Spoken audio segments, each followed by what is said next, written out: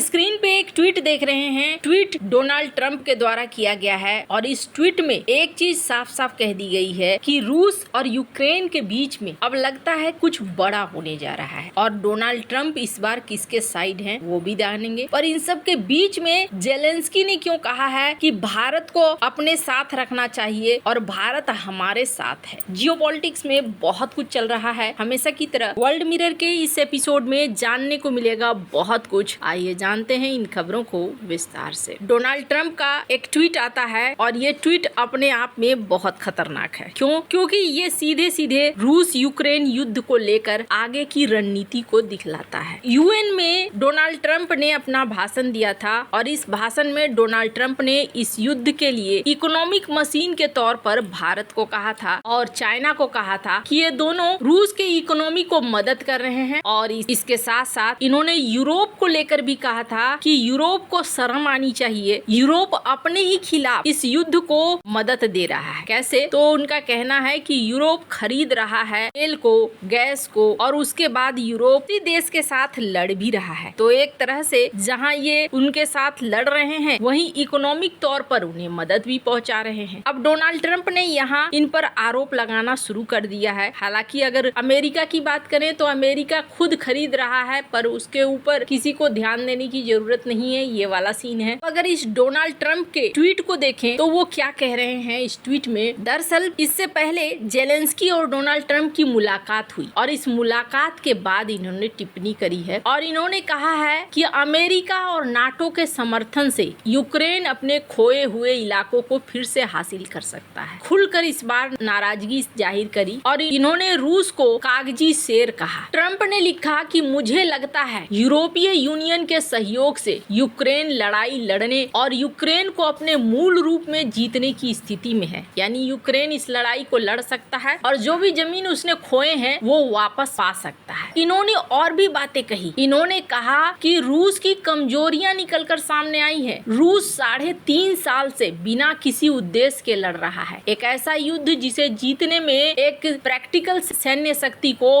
हफ्ते भर से कम समय लगना चाहिए, लेकिन रूस लंबे समय से खेल रहा है और ये रूस को अलग नहीं बना रहा है बल्कि ये उन्हें कागजी शेर जैसा बना रहा है। ट्रंप ने ये भी कहा कि रूस के भीतर जनता का असंतोष निर्णायक साबित हो सकता है। उन्होंने लिखा कि जब मॉस्को और रूस के सभी बड़े शहरों, कस्बों और डिस्ट्रिक्ट में रहने वाले लोगों को पता चलेगा कि इस युद्ध में वास्तव में क्या हो रहा है, तब यूक्रेन अपने देश को उसके मूल स्वरूप में ला सकेगा। कौन जाने शायद उससे भी आगे बढ़ जाए। ट्रंप ने मॉस्को की आर्थिक मुश्किलों की तरफ इशारा किया और पेट्रोल पंप पर लंबी लाइनों को इसका सबूत बताया। ट्रंप ने कहा कि पुतिन और रूस बड़ी आर्थिक मुश्किल में है और यूक्रेन के लिए यही समय है कि वो कार्रवाई करे। ट्रंप ने संघर्ष की स्थिति में अमेरिका की भूमिका पर भी बात की और कहा कि उनका देश नाटो को हथियार देना जारी रखेगा ताकि नाटो उनके साथ जो करना चाहे वो करे। वैसे आपको बता दूं, इस पोस्ट को नरमी के साथ समाप्त करा कि मैं दोनों देशों को शुभकामनाएं देता हूं, लेकिन इस पोस्ट के बाद ऐसा नहीं लग रहा है कि डोनाल्ड ट्रंप जेलेंस्की को भड़काना चाह रहे हैं। जाओ जाओ लड़ लो। एक चीज तो साफ है कि नाटो को ये हथियार देंगे और इस युद्ध में क्या अमेरिका भी उतरेगा। अब इनके जो ग्राहम है वो क्या कह रहे हैं वो थोड़ा सा सुनिए। Trump 2028. I hope this never ends. When he asks, what should you do if a Russian jet flies into your country? Shoot it down. He's tried to go out of his way. You can use them any way you want. So to the Russian military, you're going to be up against the high-end American weapons that will be sold to NATO for the benefit of Ukraine.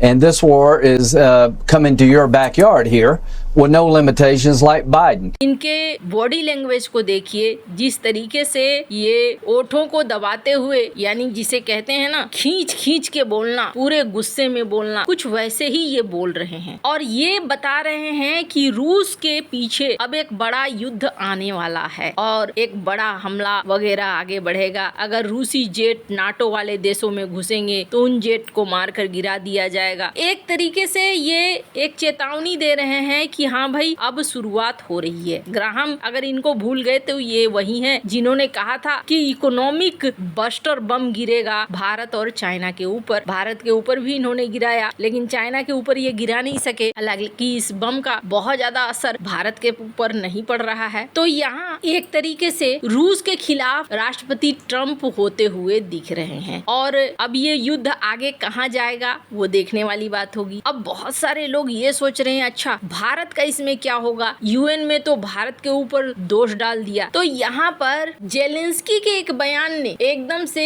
चौंकाने वाला बयान दिया है। Screen पर इस video को देख सकते हैं और यहाँ Iran will never be on our side because we'll never be on the side of the United States. I think India mostly with us. Yes, we had these questions with energy, but I think that President Trump can manage it with Europeans, make more close and strong relations with India, and I think we have to do everything not to withdraw Indians, and they will change their attitude to Russian energy sector, I'm sure.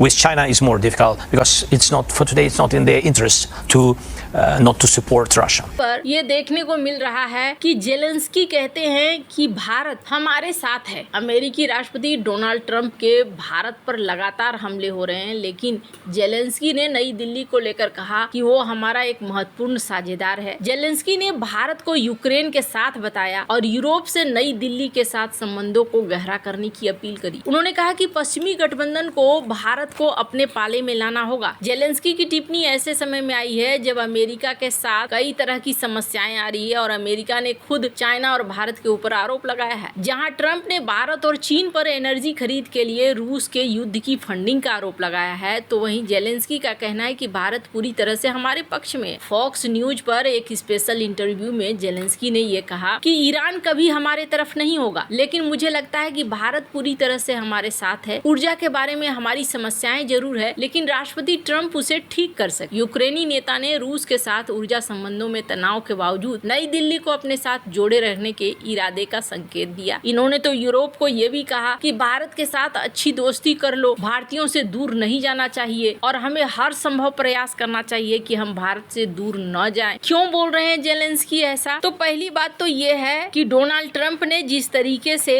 कभी इधर कभी उधर की बात करनी शुरू की है, ऐसे में कहना मुश्किल है कि आगे क्या होगा। और दूसरी बात ये है कि ये नहीं चाहते हैं कि किसी भी हाल में जो बाजार है भारत का, वो बाजार हाथ से निकले। खैर, जेलेंस्की और भी बहुत सारी चीजें सोच रहे हैं। जेलेंस्की ये सोच रहे हैं कि सी को किसी न किसी तरीके से बदल देंगे और चाइना रूस का साथ छोड़ देगा। खैर, अब देखना होगा आगे किस तरह फूट बैठता है, लेकिन समस्याएं इतनी आसान नहीं है जो हल हो जाए और रूस भी इतनी आसान चीज नहीं है। जब रूस देखेगा कि बहुत ज्यादा चीजें आगे बढ़ रही हैं, तो फिर ये युद्ध कहीं दूसरे लेवल के युद्ध में न चला जाए। आपको क्या लगता है इन सब मामले में? आपकी क्या राय है? कमेंट कर जरूर बताएं। जल्द मिलते हैं अगले वीडियो में नई खबर के साथ।